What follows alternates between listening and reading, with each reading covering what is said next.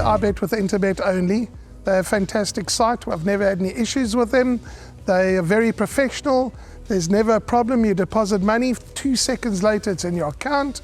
You withdraw, which I do very occasionally, and I believe it's also 2 seconds it's in your account.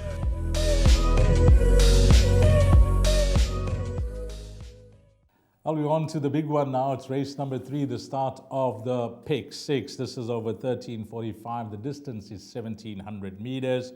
And this is a race where at the time of recording, all 8 runners will go to post. If you want to get your bets on, guys, 13:45, look sharp, 1:45 is where the big one will begin. Let's go to that field over this distance of 1,700 meters. And I'm hoping that Devon is on the same page with me when it comes to race number 3, because through process of elimination, having a look at the opposition that number 3 Intrepid Act takes on from the Guard Puller stable, I think that this is the banker bet of the card. Son of Act of War. The dam did not win. There are no siblings to compare against with regards to distance, etc. But what we do know is that the improvement was there from run 1 to run 2, which was the first run for trainer Guard Puller. This horse debuted down in Cape Town, and that form line has held up very well, Devon. Looked it up. Mr. Mahoney has won. New Orleans has won. High Legislation has won. And having watched this individual over 1,200 meters, whilst I know it is a big step up in distance, going extra 500, I think this individual is going to release the trip. He's the horse with the most scope for further improvement to come compared to a few others that look dangerous on paper, that have been there and had their chances, like Giants Castle and Ladushka. I'm going to go banker here, and I've got fingers crossed behind my chair that you're going to agree with me, so maybe we all in here, both of us, Intrepid Act. I'll be bankering number 3 Intrepid Act in everything. Oh, that's nice to hear. And you agree that he looks like the right horse in the field?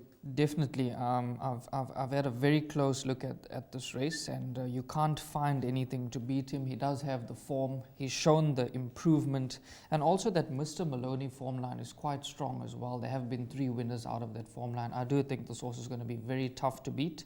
Currently trading at 11-10. I thought it would be even shorter than that, so I'm quite surprised at the 11-10, but Anton Marcus aboard, a lot of positives, a lot to like about number 3.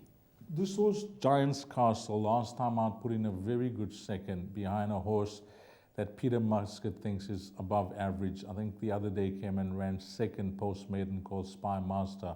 And I know that High Flyby has since come out to win from there for Connie Spies. He's had his fair share of chances. You know, one could say that he's going to win his maidens, having his 10th run. But if he reproduces his last start, he looks like the obvious horse for the exacta. Yes, definitely. This is the horse for the exacta. There was sudden improvement in the last run at long odds there. He was 25-1.